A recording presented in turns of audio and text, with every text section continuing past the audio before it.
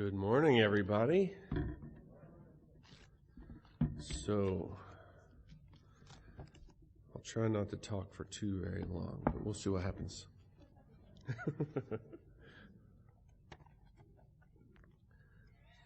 Today's theme is to pray for peace. Pray for peace. So, in today's world, it's a cacophony of crazy things that are going on every day. Every morning when I wake up and check the news, there's some other crazy thing that's happened in the world, some other thing that can cause my heart to be filled with anxiety or anger and frustration. And I know that I'm not the only one that this happens to. There are different reasons for that. So, our scripture for today is coming from Timothy, chapter 2. It's 1 Timothy, I should say, chapter 2, 1 through 7. I'll go ahead and read that, and then I'm going to speak a little further about it.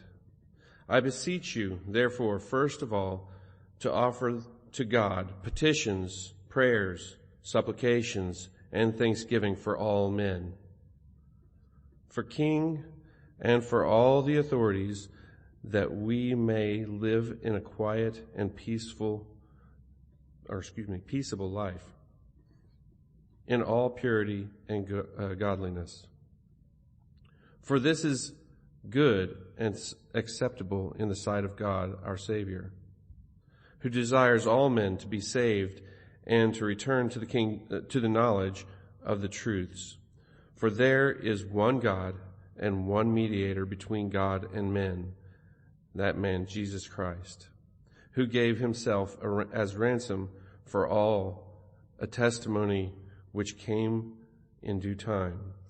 For that testimony I was appointed a preacher and an apostle. I tell you the truth, and I lie not. And I became the teacher of the Gentiles in a true faith. Now I want to explain a little bit about Timothy. Timothy was actually Paul's, protege, one of his students that went on to be a leader of a certain group himself. However, the book of Timothy, 1 Timothy and 2 Timothy, were supposed to be letters from Paul to Timothy, or messages that he gave to Timothy. As a historical understanding of this, we need to understand too is that the biblical scholars of today, a lot of them agree that actually this book was written long after Paul was actually was killed, possibly in the 2nd century, which would be almost at least 50 to 100 years later than Paul was actually around. So they believe this was actually a forgery, not that it was meant to be misleading, but it was being written on behalf of, or believing that it would be as what Paul would say to Timothy. That's how I understand the assumption anyhow. Part of the reason for that is that within the text, you'll find a different tone than what he uses with other letters. You'll also find some of the things that he says seem to be a direct, I don't want to say attack, but a direct admonishment of certain other things that were going on at the time. You see, further understanding of the history at this time of Christianity is that after Jesus departed from us, there were a number of different factions, different groups of Christianity, different people calling on the name of Christ, but having different ideas of what that ministry was about. Some believed that Jesus was a man that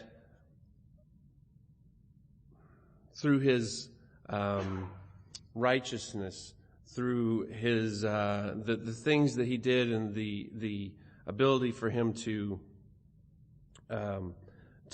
follow the law so thoroughly and greatly that he had the Spirit come down upon him. If you look at his baptism, they say it was when he was baptized, the Spirit like a dove came upon him, and that was when the Spirit embodied him, and he became something more than what we believe, that just simple human. Others, some actually at that time, were saying even so far that they thought that Jesus was never actually a physical man, but a spirit come and walk among us. And that if you were to try to touch him, your finger would go right through him. I know some of these things sound very strange to us. Others, they believed that certain scriptures would be more acceptable to them than others. They're just different ways of seeing things. Some believed that Jesus was God himself, turned physical and brought here. There are different beliefs. This is what I'm trying to get at, is there are different things and different ideas, and each one of them were competing to say what I think is right and what you think is wrong. And there are situations where a lot of them would contradict one another, and they would try to discredit one another. And it's possible a lot of the things that we see in the Bible, when we read the different books, we got to understand that each one of these books were written by a different individual, and that individual had their own personal understanding of life and the culture. So what they say in here, a lot of times, our cultural ideas and so on. All that to be said, I went through all that just so I can explain that there was controversy going on at the time. In the first century after Christ's death, the Christians at the time, there was a small group. And the government that was in charge at the time, in order to kind of stay in power and to gain favor and kind of keep their folks together, they would point toward the Christians and say, that group of people, they're the cause of all of our problems. So they would often point to them and go after them. So they were persecuted a lot when they were a small group. Even though there were many factions with different ideas, they were still followers of that Christ guy. A lot of the Christians at that time were Jews that started believing in Jesus. And so those individuals felt like it was important that they continued to follow all the Jewish traditions and all the Jewish rules, only in addition to that having Jesus's commandments and teachings as their primary on top.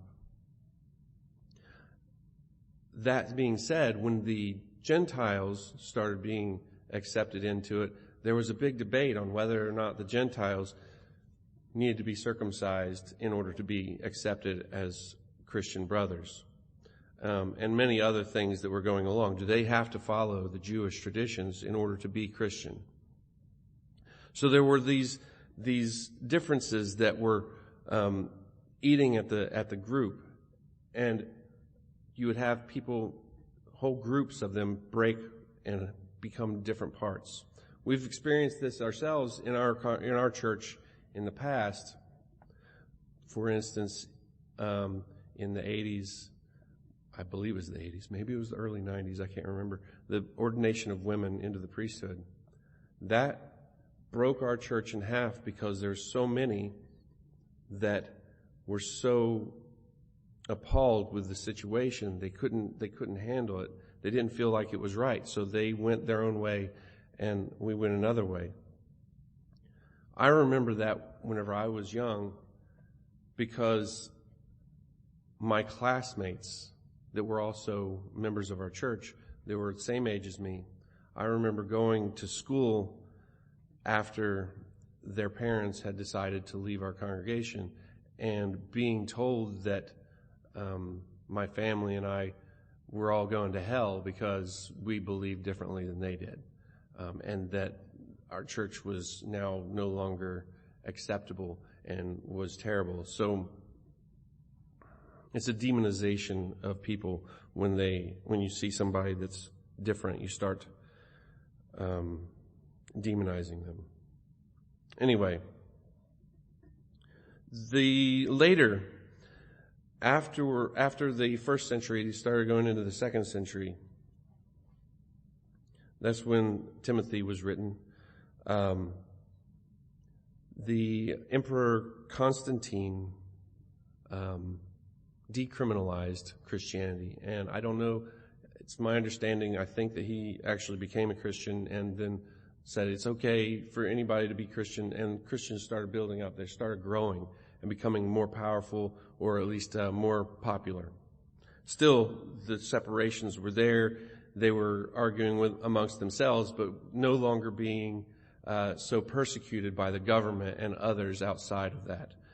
And then I believe it might have been the 4th century, later, Thessalonius, I don't know if that's the correct pronunciation, there's another emperor, went so far as to not only legalize Christianity, but to actually call it and claim it as the Roman official religion. Why is it that happened at that time, instead of just simply being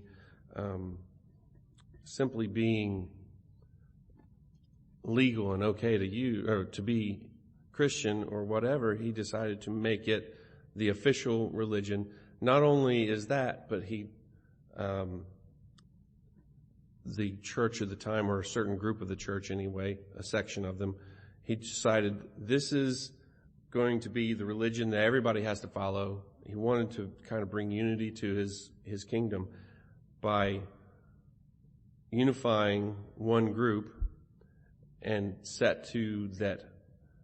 This is the time of Nisus, when the actual Bible was kind of compiled from all these different letters from different groups, and they picked the pieces from the different groups that they felt aligned with what they were okay with, and that's how we got today's Bible. Is that during that time, whenever it was officially the Roman religion that was the only thing that was accepted,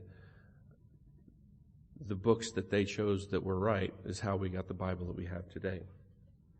Part of the reason behind that, of him choosing to do that, I believe, is because not only was he wanting to unify his group, but that also, the problem that came about is that these specific scriptures, or these specific letters that are now canonized in this religion, it made it, I don't want to say illegal, but it made it okay for all the other sects of Christianity that believe differently than what these specific group had, are now open game for people to go and persecute again.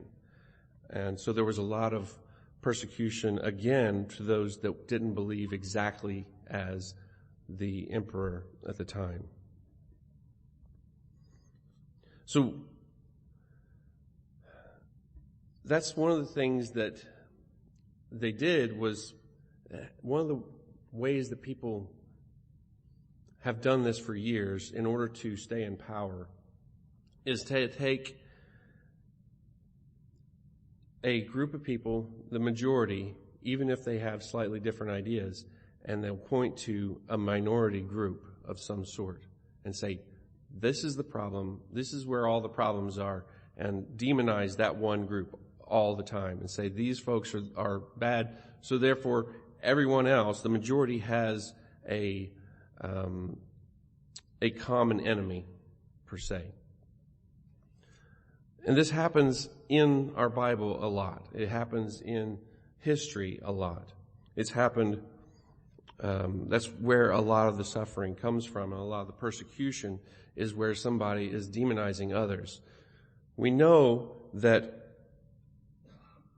good people generally are taught always, number one, you don't want to harm others. You treat others with respect. You treat others, as you would have them treat you. But when you demonize someone and say all these terrible things and basically make them non-human any longer, it makes it okay in many people's minds to persecute and to go against them. But what is it that Jesus tells us to do? He says that, he calls us to love our enemies, even if they believe different from us, to love our enemies.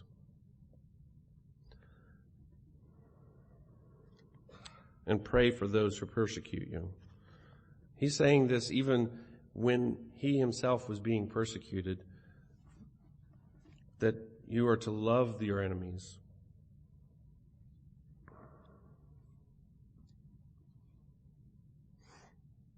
So in in Timothy, the scripture that we have today, it speaks of praying for the leadership, the kings and the authority that is over you at the time, because pray for them to help them to, what is the word I want to say, rule over a peaceful kingdom. Why is it that Jesus suggests, I shouldn't say why, but how is it by us praying for our enemies or praying for kings or praying for any of those who persecute us, how is that helpful? Well, as I said before, when you demonize someone and you look at someone and are angry at them all the time, then it makes it okay to harm them in many people's eyes. But when you start to pray for them, when you start to see them with new eyes and try to see them as another human being, it helps build empathy and unity. And you'll have unity and love for somebody that might seem different at first, but when you start recognizing them a little closer and start building that love within you for people, even though they have different ideas than you, that is where your heart should be. I know that it's really hard to love somebody who you find reprehensible. Today in our society, we have a lot of things that are going around, a lot of this demonization that's going on in our social media, for instance. This is something that I found when I go on to social media. I keep getting the same kind of things that are reinforced over and over and over again about something that is less than, if I have any kind of upset with one group, if I've watched one video about this, somebody that is, talking against somebody, then 15 other videos for the same thing pop up, and only a different person saying it. The algorithm that our social media uses is such that if whatever item that pops up and you have a strong reaction to it, it's going to send you more of that, even if it's a strong reaction in a negative manner. If you open something and you watch it and it is appalling to you and you have to say something and you write something in the comments, that's that much more engagement that you've done to it, and the computer is set so that, you are working with this, so I'm going to send you more of that. I've seen this happen with, I'm going to give an example for something that's not necessarily in political or anything like that, or demonizing people, but on my social media, I was watching different videos and something popped up about snakes, poisonous snakes, and people are always trying to find out if this snake that they see a video of is poisonous or if it's safe to be around and whatnot. And so I want to see it. I'm like, oh, well, I want to see if I would recognize if something's poisonous or not. So I look at one of them.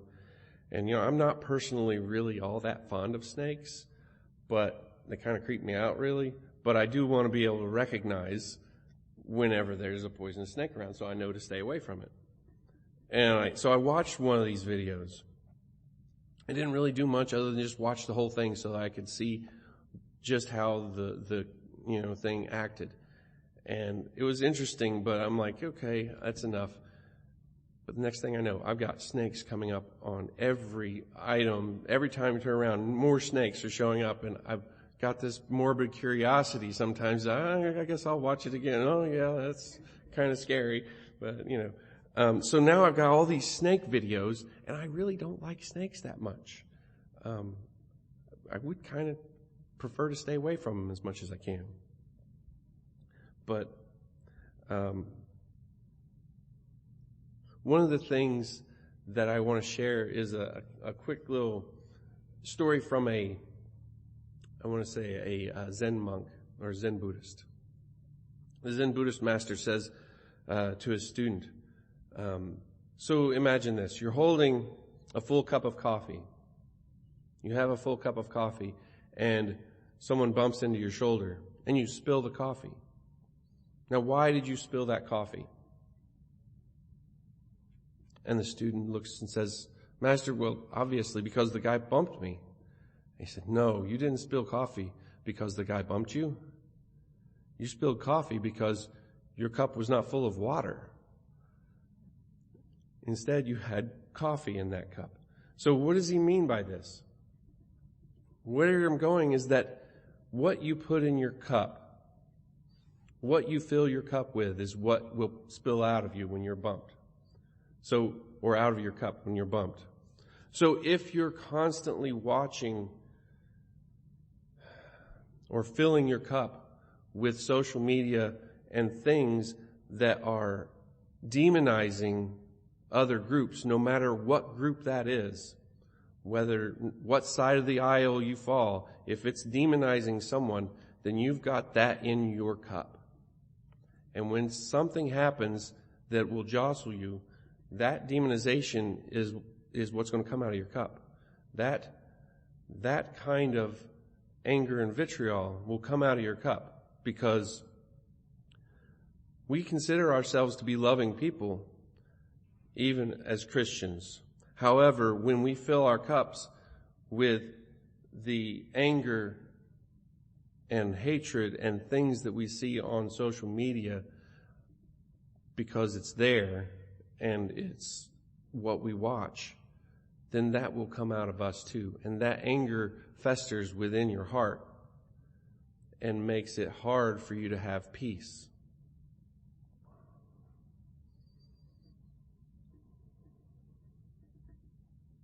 So on the sign out front, I've been controlling the signs lately. I'm not doing a great job of it, but I'm learning. So this week this month, I'm going to have it run, are a couple of slides that say, one says that peace starts with you. First of all, peace starting with you is this. Much like the cup full of coffee, it starts with you to take your cup and fill it with something that is not angry and not full of malice and things. Make sure that your cup is filled with love. Do your best. I know it's hard. I love to watch YouTube. I love to watch, or get on social media, but take a break once in a while from that stuff. And remember, we are all God's children. No matter what side of the aisle you fall on, no matter which version of Christianity you believe in, we are all God's children. We are all siblings in that case. We are all family. And when we watch things that are filling us in with bad things, it is not going to end well. You're just going to continue that in your heart. That peace that you're hoping for is being pulled from you, taken away from you by watching these things. So take a break from it once in a while. Watch some kitties doing something fun. Search it out, even though it doesn't pop up in your feed immediately. Look for cute cats or cute dogs.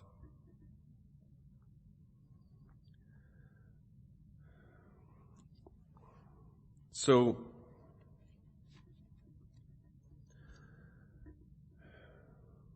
I'm not sure that I hit all the points that I wanted to.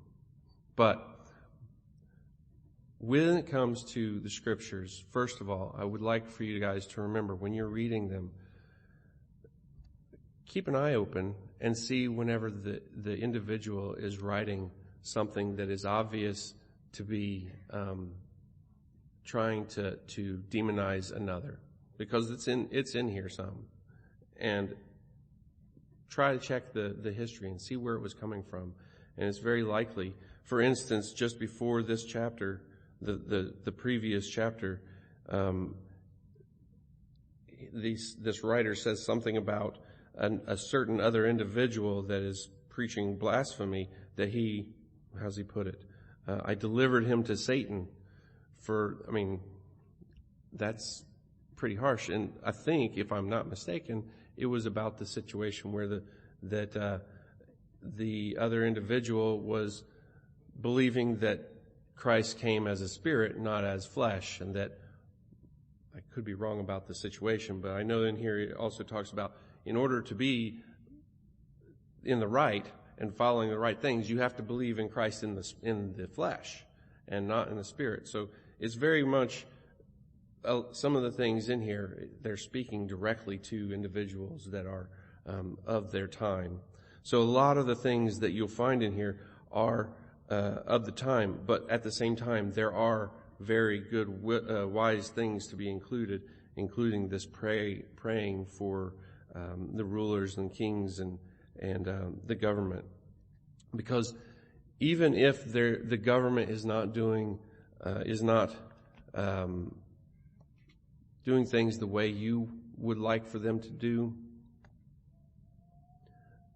the government is still, has an influence on your life, and it's best to do your best to have compassion for those in power, so that when you pray for them, remember that if you pray for them and hold them up in your prayers, that God may bless them as well to be able to help your world and your country to move forward in peace. So I want to say that a prayer for peace, while praying for peace is important, I want you to not only pray for peace, but live that prayer for peace. To live the prayer. I know Mark was saying that you should pray at least 5 times a day. I'm going to suggest that you pray all day long. Live your life as a prayer. And in that prayer, remember that you want to fill your prayers full of peaceful thoughts and peaceful motives and love for your fellow man. So please, occasionally take a break from the social media, step outside. And one of the other things on the sign I put out there is that peace starts with a smile. When I say that, that's actually a quote from Mother Teresa. But it starts with a smile, because even though your neighbor or the person outside of here may have different thoughts and different political views than you can still smile at them, and making that connection with somebody, even though they may not believe the same as you, still is a powerful, wonderful thing. Share that love through your smile, and that peace can grow in your community. Thank you.